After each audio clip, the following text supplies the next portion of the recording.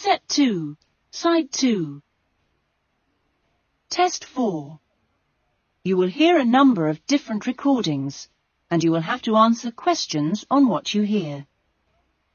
There will be time for you to read the instructions and questions, and you will have a chance to check your work. All the recordings will be played once only. The test is in 4 sections. Write all your answers in the listening question booklet. At the end of the test, you will be given 10 minutes to transfer your answers to an answer sheet. Now turn to Section 1.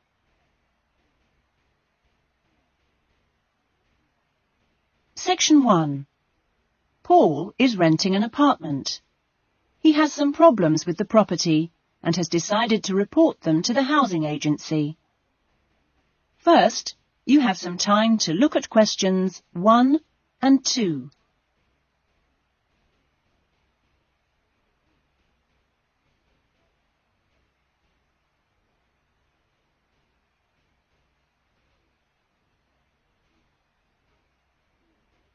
You will see that there is an example that has been done for you. On this occasion only, the conversation relating to this will be played first. Good morning, MIC House Agency. Good morning. I'm ringing about the problems I've been having with my apartment. Yes, of course. If I can just take a few details first. What's your name? Paul Smiley. How do you spell that? Smiley. Paul's surname is Smiley, so Smiley has been written in the box. Now we shall begin. You should answer the questions as you listen, because you will not hear the recording a second time. Now listen carefully to the conversation and answer questions 1 and 2. Good morning, MIC House Agency. Good morning. I'm ringing about the problems I've been having with my apartment. Yes, of course. If I can just take a few details first. What's your name? Paul Smiley. How do you spell that? Smiley. Okay. And what's the address? Apartment 216 Rose Lane. Rose Lane. And that's in Newton. Oh, yes, I know the property. Could I just ask, how long is the lease? It's for 1 year. Huh? And you moved in? Last week, on 27th of June. Fine, thank you. Before the conversation continues, you have some time to look at questions 3 to 10.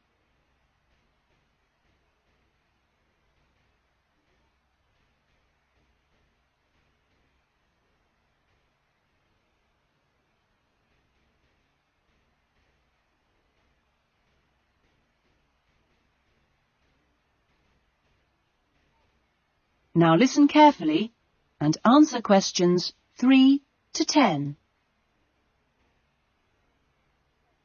And what are the problems that you've been having? Well, no one thing is really dangerous or anything, but, it's just been building up. Yes, of course. Well, the first thing is the washing machine. It's been leaking a little and it's beginning to get worse, because we have a small child and we really need to get that done straight away. Okay, that's a washing machine for immediate repair. And then there's a niggling problem with the cooker. Mm-hmm. The door's broken. Right. It's nothing serious and it can be used, but if you can send someone over in the next couple of weeks or so, that'd be great. Fine, I've got that. Then we're worried about all the windows. Are they broken? No, but there are no locks on them. And, with the insurance these days. Uh-huh. And when would you like those done? Well, that's not really urgent, but you never know when there's going to be a break-in. No. We'll get those done for you next week. Don't worry. And then there's the bathroom light. It's getting quite annoying. It flickers quite badly and it's giving me headaches. I'd really like to get that replaced right away. That's no problem. And then the last thing on the list is the kitchen curtains. They're torn. Oh, right. We do have quite a few spare ones in stock and can get those to you in the next week, if that's all right with you. Yes, that'd be fine. Anything else? No, that's all. Okay, fine. What we'll do is get someone over to you this afternoon, if you're in. Well, I'm going to be out for a short time. Well, you tell us your preferred times. Well, the best time is about 1 o'clock. I'll have to check that with him, and if he can't make it then, what would be your second preference? Any time up to 5 p.m. would be fine. Okay, I've made a note of that. Great. Well, thanks very much for your help. That's fine. Thank you for calling. Goodbye. Goodbye. That is the end of section 1. You will now have half a minute to check your answers.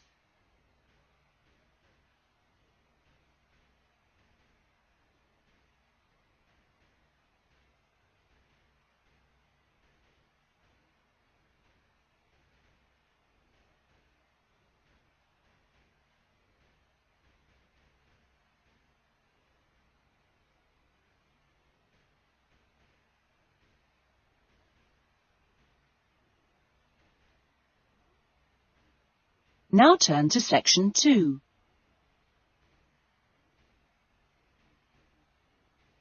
Section 2. You will hear a recreation officer at a holiday resort telling the guests about their accommodation and the activities available. First, you have some time to look at questions 11 to 15.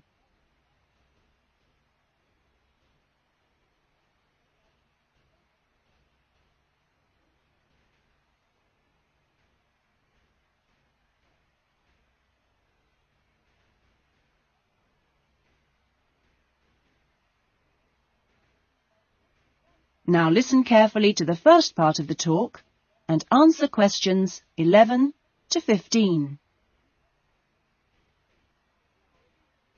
Great. Well, hi, everyone. My name's Jody, and I'm one of the 4 recreation officers here at Rainforest Lodge.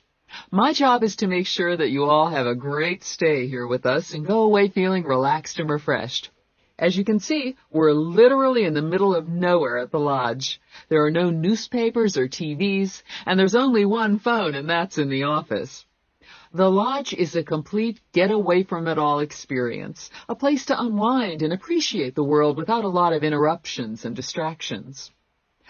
From your cabin balcony, you'll find that you can't see anyone else, and the only noise you should hear is the birds. When the luggage comes, one of the guys will take it across to your cabin for you and make sure you know the way back here to the main center for dinner in the restaurant. Dinner will be served in about an hour or so. All the times of each day's activities are printed on the blue sheet you should have got in the information guides that were handed out on the coach. Each explorer trip has a different focus, so it doesn't matter how many you do or on what day, because there's always something new to discover in the rainforest.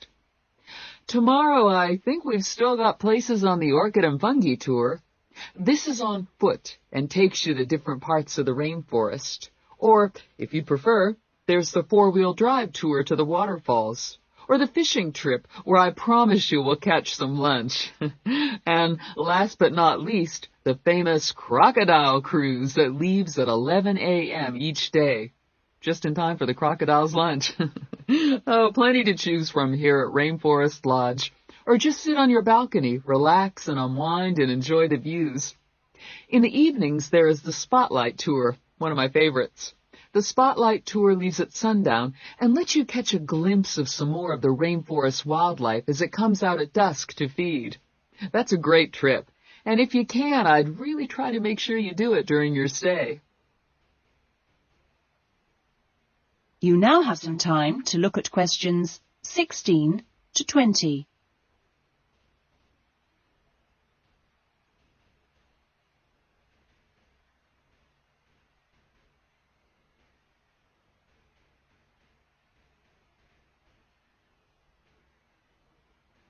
Now listen to the rest of the talk and answer questions 16 to 20.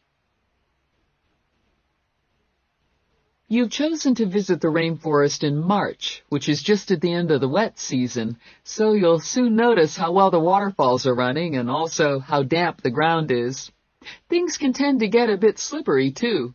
So if you didn't bring any walking boots, I'd advise you to hire some from the office. You'll also be much better off in long trousers rather than shorts, because they will give your legs more protection. And socks are a good idea, too. There's no need to be nervous of the rainforest, provided that you treat it with respect and common sense. Most of the animals and wildlife are gentle and harmless. There are some venomous snakes to beware of, but really, they're much more frightened of you than you are of them. The other thing is that certain plants can cause irritation if you touch them with bare skin. Well, that's about all for the time being. The guys are here to take you and your luggage to the cabin. That is the end of section 2. You will now have half a minute to check your answers.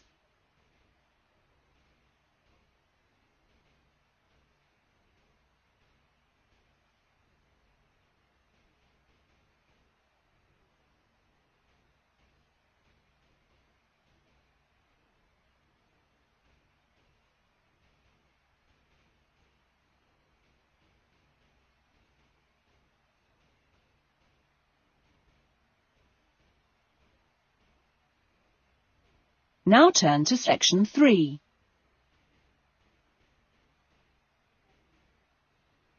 Section 3. You will hear a conversation between a counsellor and a student named John. First, you have some time to look at questions 21 to 25.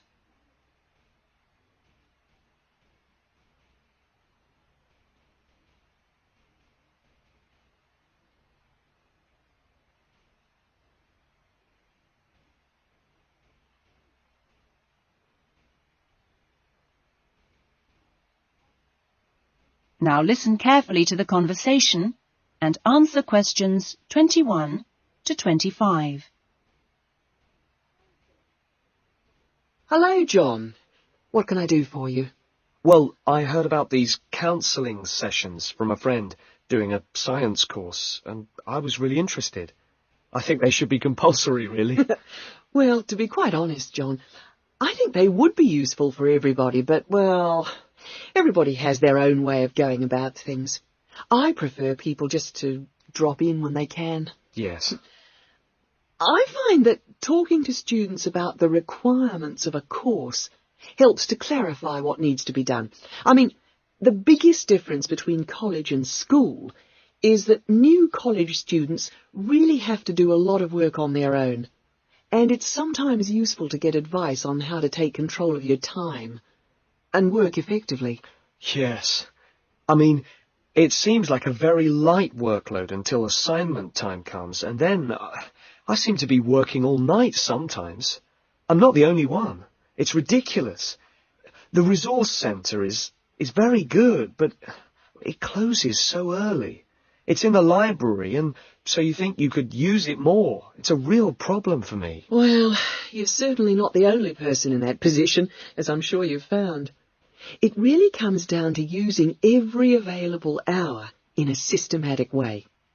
If you do this with a plan, then you'll find that you still have time for yourself and your hobbies as well. Yeah.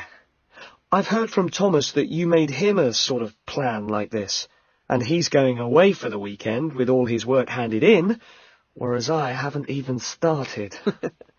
I need to find out a few more things about you first. I'll give you this form to fill in about your lectures and things before you leave. You now have some time to look at questions 26 to 30.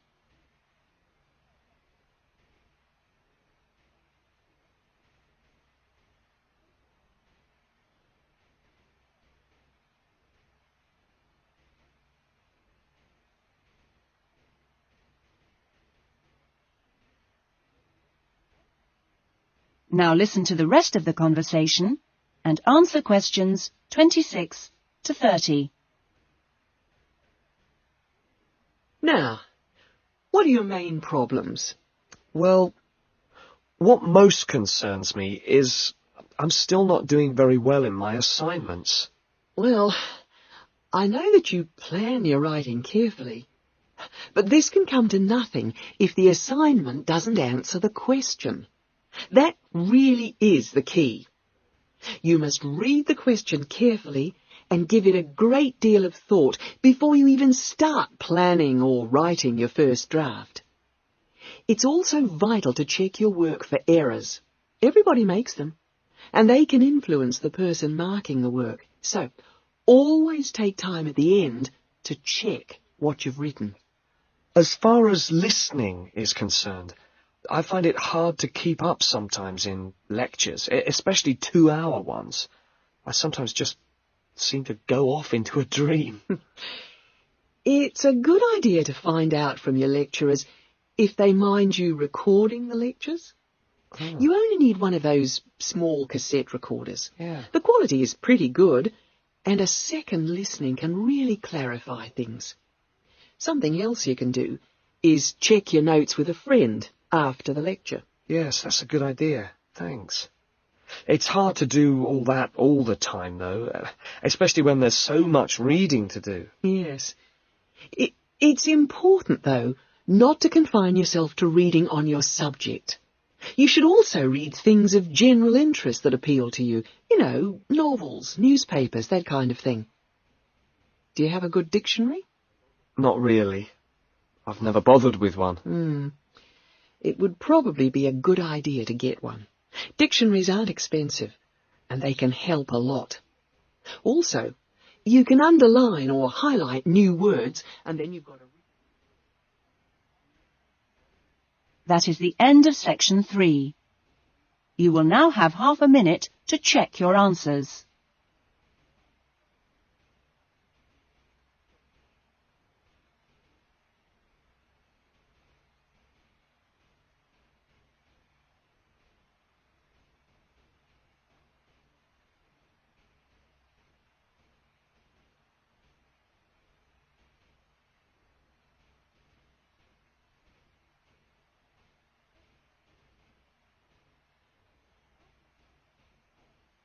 Now turn to section 4.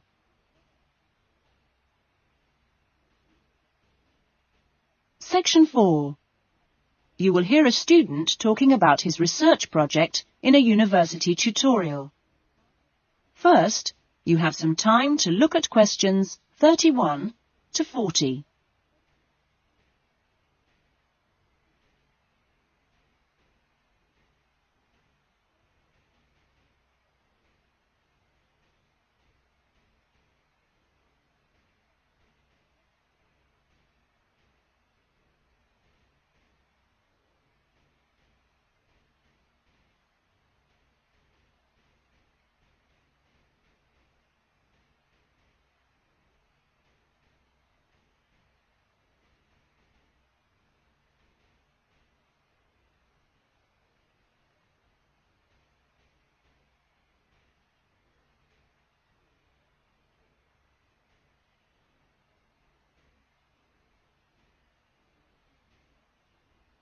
Now listen to the talk and answer questions 31 to 40. Well, good afternoon. In today's session, John Upton will be sharing some of the findings of his research project from last term. John. Thanks.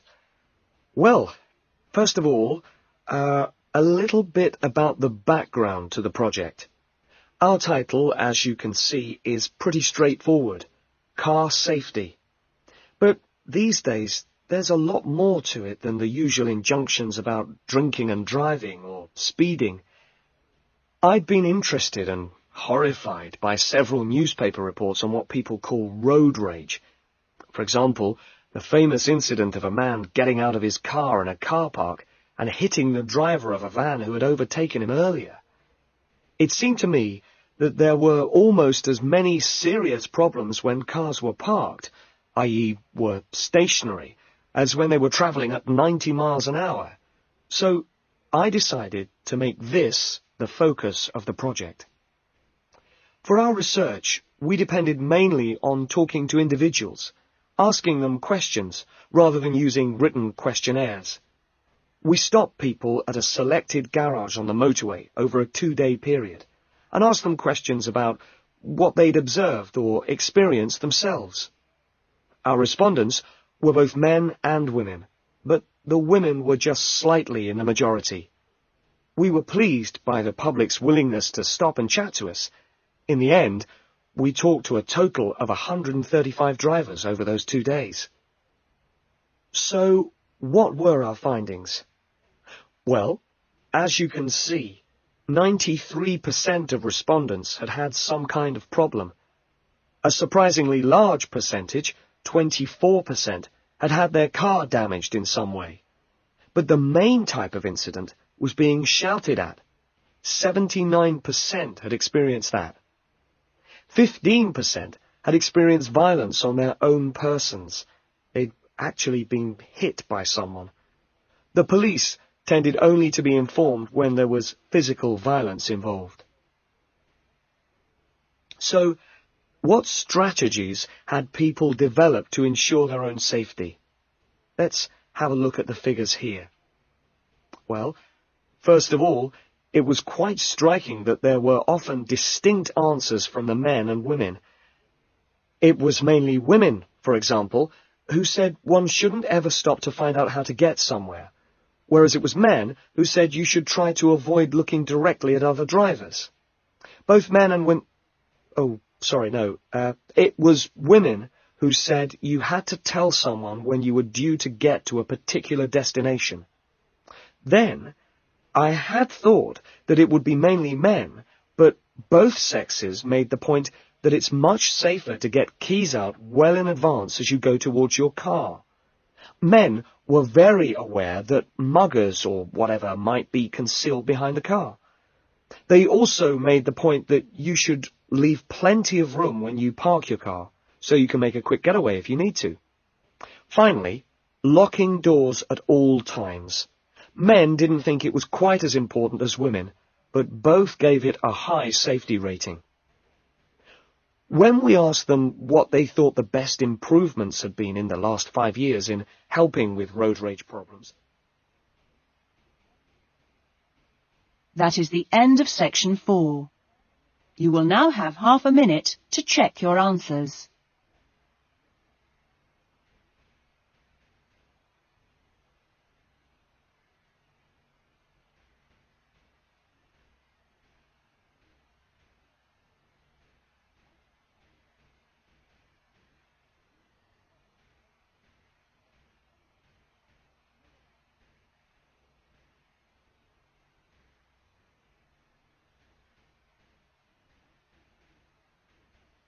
That is the end of the listening test.